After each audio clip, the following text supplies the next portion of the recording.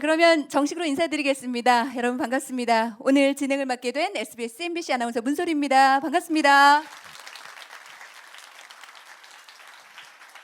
오늘 이번 특별편은 조선의 리더십, 새로운 과학의 시대라는 주제로 진행이 될 예정이고요. 여러분 좋아하시는 역사학자 신병주 교수님과 김호 교수님과 함께 조선시대 정말 과학의 눈부신 발전을 이뤘던 시대죠. 초기부터 후기까지 함께 과학에 대해서 얘기 나누는 시간 갖겠고요. 말씀드린 대로 끝난 후에 두 교수님 함께 모시고 좀 더 편안하게 얘기 나눌 수 있는 토크 콘서트까지 진행을 하겠습니다.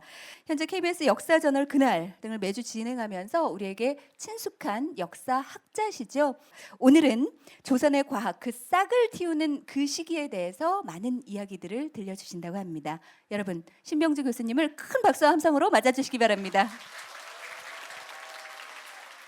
오늘 우리 이제 강의할 주제는 제가 그 세종시대 과학 이야기하고 그 다음에 우리 이제 김호 교수가 이제 종조시대. 세종대왕의 과학적 성과 중에 제일 대표적인 것이 훈민정음. 이거 뭐 누구라도 부인할 수 없는 거죠. 그런데 이렇게 이 문자를 만들었다는 것 자체도 대단한 성과지만 훈민정음의 또 다른 의미는 창제 동기까지 다 밝혀져 있습니다. 우리 예전에 국어 시간에 정말 공부 많이 하셨잖아요. 나란 말씀이 중기에 따라 서로 삼았대 아니할세. 이런 전차로 어린 백성들이 니루고저 홀빼이셔도 마침내 제 뜻을 실어 펴지 못할 놈이 하니라. 처음에 나란 말씀이 중국에 달하는 자주정신입니다. 우리 것에 독창적인 문자가 있어야 된다. 그 다음에 어리석은 백성들을 위한, 정말 이 한글은 일반 양반 사대부의 문자가 아닙니다. 정말 일반 그 하층 백성들이라든가 부녀자들, 그리고 이 세종대왕이 실제적으로 한글 창제를 한 동기를 밝히는 글에서도 백성들이 송사 같은 데 휘말렸을 때 문자를 몰라서 너무 손해보는 일이 많다. 그런 것들을 내가 막아주기 위해서 이 문자를 만든다. 백성을 위한 것. 그 다음에 사람마다 해여 수빈 이겨 날로 숨에 편안하게 하고 잘 따릅니다. 그러니까 문자가 정말 어려운 문자를 만들었다면 참 우리도 피곤했을 겁니다. 그리고 저는 정말 세종대왕이 훈민정음을 지금 미래에도 예견을 하셨는지 이 정보화 시대에 정말 문자 보내기 되게 좋은 글자 아닌가요? 그죠? 한자나 영어에 비해 보세요. 한글만큼 문자 보내기 좋은 글자 찾아보셨나요? 영어 보내기도 일단 피곤한데 한자 한번 보내보실래요? 한자 용용자 아시죠? 용용자 16핵입니다. 용 한 마리 보내기도 진짜 힘든데 용 4마리까지 한 글자예요. 용 4마리 보낼 때 한글 수십 자 보낼 겁니다. 경쟁력이 있다라는 거죠. 그래서 이런 한글, 우리가 이것을 기념해서 1443년이 창제고요. 반포한 날이 1446년 9월 상한이라고 나와요. 이거는 그 1940년대에 발견된 훈민정음 해례본에서 그 날짜가 명기가 되어 있어요. 반포한 날짜가 1446년 9월 상한. 이거를 지금 상한이라는 거는 1일부터 10일까지고 9월 10일을 기준으로 해서 양력으로 환산하니까 몇 월 며칠이 된다? 10월 9일. 그래서 10월 9일은 훈민정음을 반포한 날입니다. 이거 꼭 기억을 하시고요. 우리 세종대왕과 관련된 또 우리 날이 있어요. 무슨 날일까요? 아시는 분? 스승의 날은 세종대왕 탄신일. 이런 것들도 우리가 보면 다 이 기념일이 뭔가 이렇게 역사하고 관련되는, 우리 최근에 의병의 날이 제정된 거 혹시 아시는 분 계세요? 6월 1일을 의병의 날로 제정을 했습니다. 이 의병의 날은 왜 의병의 날일까요? 의병장 하면 떠오르는 인물 누구죠? 곽재우 장군이 최초로 의병을 일으킨 날 4월 24일, 양력으로 환산하니까 6월 1일. 그래서 이런 것들은 많이 알아두시면 다른 사람하고 어떤 교양의 변별력을 이렇게 보여줄 수 있는 그런 내용들이기 때문에 한번 잘 알아두시면 좋다. 그래서 훈민정음이 가장 세종시대의 과학을 대표하는 성과물이라면 이 세종시대의 시대 정신을 또 우리가 잘 알아야 돼요. 자주민본 실용. 그래서 이런 것이 농업 분야에도 적용이 돼요. 농업 분야의 성과물로는 농사직설이라는 책이 있는데 그 전까지는 중국의 농업서적, 농상집요라는 책을 중심으로 이외에 농사를 짓다 보니까 이게 뭐가 우리하고 기후도 다르고 토양도 다르니까 오차가 많잖아요. 이거를 극복하기 위해서 세종이 그 당시에 경험 많은 농부들을 관리들이 다 찾아가게 하는 거예요. 그래서 이런 사람들이 그 사람이 어떻게 농사 짓는 거를 계속 그 기록을 한 거죠. 그래서 여러 사람들 걸 모아서 표준 매뉴얼을 만든 책이 농사직설. 그리고 이 농사직설이 완성되고 난 다음에 세종대왕이 직접 경복궁 후원에 땅을 경작하니까 농사를 지었다라는 이런 기록도 있어요. 그래서 이 농사직설은 직접적인 농사를 짓는 조선 농부들의 경험을 바탕으로 조술한 책이고, 그 다음에 이 과학 분야의 대표적인 성과물을 우리가 작용루를 둘 수가 있는데요. 이 작용루는 왜 중요하냐 하면 세종시대의 획기적인 과학적 성과의 대표적인 게 앙부일구예요. 해시계예요. 해시계. 시계가 다량으로 제작되면서 시간 개념이 확실해지기 시작하는 그런 이제 시대를 맞이하는데, 근데 해시계의 가장 큰 문제점은 뭐다? 해가 없으면 이게 작동을 안 하니까 해도 없는데 이 작동할 수 있는 전천후 시계를 만들라. 그 미션을 수행한 사람이 누구죠? 장영씨. 그래서 이 작용루는 그 시대로 치면은 아주 획기적인 해가 없이도 작동하는 전천후 시계를 만든 그 성과였고, 그것도 이 천민 출신의 과학자에게 세종이 맡겼다라는 거, 이것도 매우 주목할 만한 일입니다.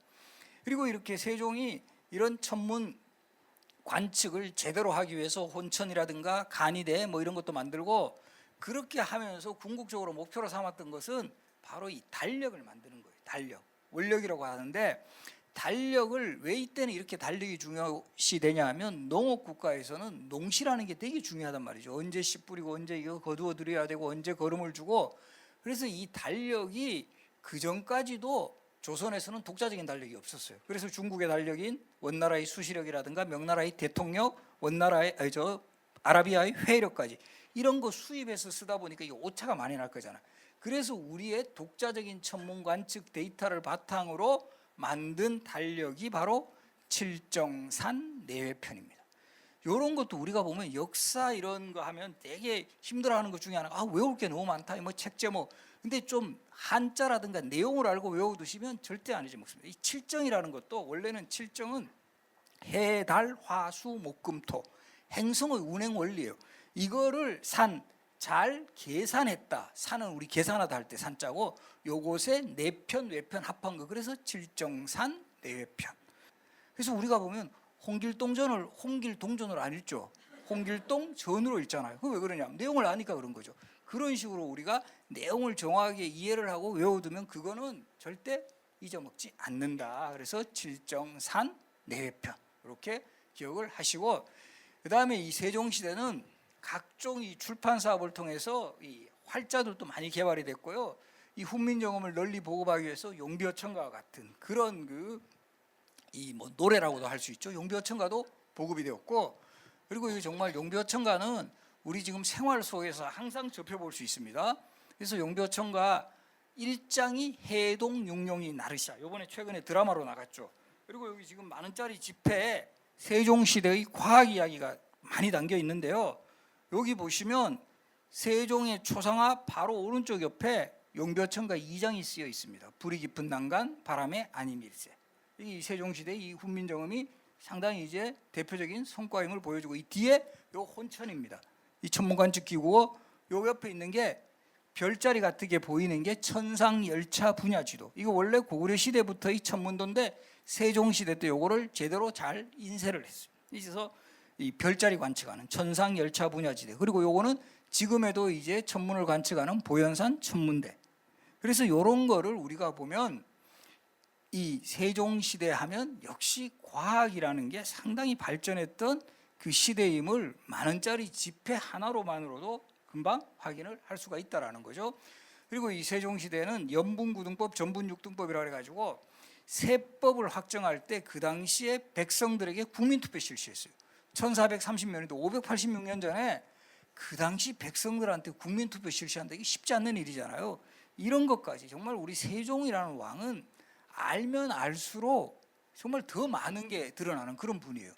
우리가 보면 이런 뭐 국민투표를 했다 이런 거, 그리고 세종 때 처음으로 삼심제가 확립이 되고, 또 보면 인권 부분에 있어서 대표적인 게 노비에게 출산 휴가를 세종시대에 100일을 부여했던, 이게 나중에 조선의 헌법 경국대전으로 법제화될 때는 출산 전 30일, 출산 후 50일, 그리고 남편에게 육아휴직 15일, 여기 조선의 헌법에 규정돼요. 요거를 시원을 열게 한 왕이 세종입니다.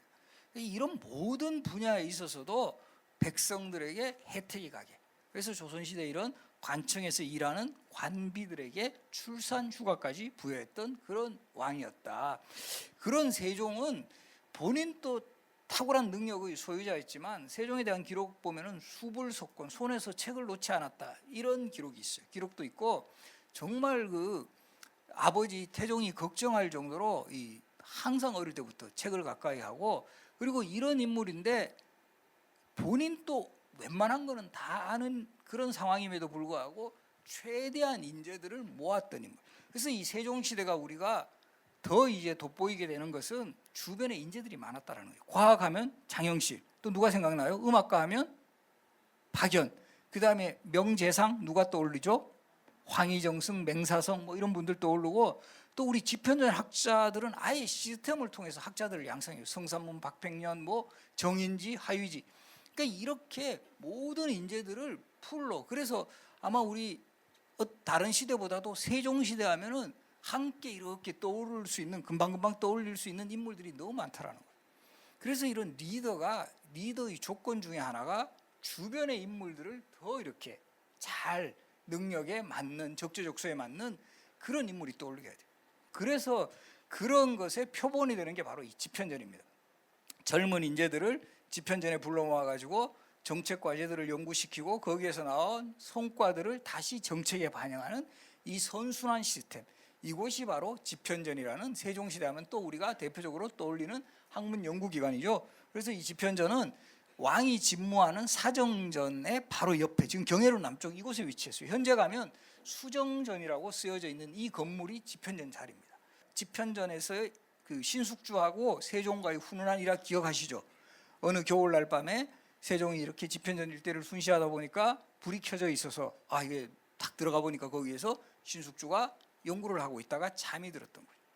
근데 정말 그때 세종이 그거 보고 야 여기 독서실이냐, 뭐 여기서 뭐 너희 집에 가서 자라고 이랬다면 이 신숙주뿐만 아니라 그 주변에 있는 그 학자들도 야 이렇게 우리가 열심히 해봤자 이렇게 대접도 못 받는데, 근데 그게 아니었죠. 바로 거기 그 자리에서 자신이 입고 있던 골룡포를 딱 벗어서 덮어주고 딱 오니까 신숙주가 아침에 일어나서 감격을 해가지고 뭐 일설에는 계속 밤샘했다라는 이런 이야기도 있어요. 그만큼 이제 그 능력을 끌어내는 거죠. 이 감동의 리더십, 이런 부분들. 그래서 우리가 이런 집현전 같은 데서도 우리 경복궁 가면 바로 이 수정전 요 건물 자리 들르실 때 그런 것을 한번 떠올리면서 이 주변을 이렇게 둘러보면 뭔가 또 느낌이 좋다라는 거죠. 그리고 또 세종은 집현전은 연구기관이기 때문에 기본적으로 젊은 학자들은 의욕적으로 공부를 하는데 시간이 지나면서 승진은 잘 안 되는 거예요. 우리가 연구기관의 속성이 그렇거든요. 그렇게 해서 세종이 낸 아이디어 중에 하나가 사가독서제라 그래가지고 임금이 하사하는 휴가라는 뜻이에요. 사는 하사할 사자거든요. 고 사자입니다. 임금이 하사하는 휴가. 그래서 처음에는 집으로 보냈다가, 그 다음에 지금 북한산에 있는 진관사로 보냈다가, 그 다음에 아예 성종 때는 지금의 용산 쪽에 독서당을 만들었어요. 독서당을 만들어가지고 남호라고 불렀고, 중종 때는 지금의 옥수동, 금호동 요 산자락에 독서당을 만들고 동쪽에 있는 독서당이라 해서 동호독서당이라고 불렀어요. 그래서 지금도 동호독서당의 흔적을 알 수 있는 한강 다리가 있죠. 뭐죠? 동호대교. 그래서 이렇게 학자들에게 이제 그 재충전의 기회를 줘서 요즘에 어떻게 보면 이 뭐 대학교의 연구년 제도라든가 요새 기업체 같은 데도 연수 프로그램 같은 거 운영을 많이 하죠. 그런 것의 효시라고 보면 되는 거예요. 전체적으로 정리를 하면 세종시대의 이런 자주적인 우리 것에 대한 독창적인 이 훈민정음 창제, 그리고 과학 분야에서는 천체관측기구라든가 추구기 같은 경우는 나중에 세종의 세자였던 문종이 중심이 돼가지고 이 추구기를 제작을 하죠. 그리고 역사서인 고려사와 고려사조료, 그리고 국방 분야에서는 군사제도 개편이라든가 화양무기, 화차, 이것도 되게 이 과학적 성과 중에 큰 건데, 우리가 이 북방의 사군 육진을 개척하는 데 있어서 결정적인 것이 바로 이 화차의 발명이었어요. 그리고 이 화차 발명에는 세종의 아들인 문종이 큰 역할을 합니다. 사실 우리가 세종이라는 위대한 왕 때문에 그 아들 문종이 상당히 가려진 측면이 있는데, 문종은 8살에 세자로 책봉돼가 29년간 세자로 있으면서 세종을 보필한 인물이에요. 세종의 과학에는 또 똑똑한 후계자 문종이 있었다라는 것도 기억을 해둘 필요가 있습니다. 그래서 특히 문종이 이 조선의 비밀병기 이 화차를 개발해 가지고 지금 압록강 쪽에는 사군 개척에는 최윤덕 장군, 그리고 이제 지금의 그 한경도 두만강 쪽에 육진개척에는 김종서 장군이 크게 활약하면서 이 지역을 우리 영토로 만들면서 지금의 우리 압록강에서 두만강으로 이르는 우리의 영토, 북한까지 포함하는 우리의 영토가 확정된 게 사실은 세종 때예요. 그래서 이처럼 그 세종은 본인만 해서는 안 되겠다. 그래서 최고의 인재풀들을 활용을 해서 그들에게 적재적소에 맞는, 능력에 맞는, 뭐 요즘으로 치면 정말 맞춤형 그 인재 등용이라 할까요? 이런 것을 통해서 그 당시에 이런 정말 엄청난 성과들을 이끌어냈다라는 점에서는 우리 뭐 함께하는 정치의 표본을 또 이 보여주신 그런 왕이었다. 그래서 우리가 역사가 중요한 것은 역사에서 우리가 뭔가 이런 사례들을 찾아서 그것을 정말 잘된 것은 계승을 하고 잘못된 것은 반성해 나가는 이런 것이 역사가 가지는 아주 큰 의미라는 거죠. 그런 점에서는 오늘날의 우리 세종시대의 세종이 보여준 리더십은 지금에도 여전히 유효하다. 이렇게 말씀을 드리면서 제 강연은 마무리하겠습니다. 네, 고맙습니다.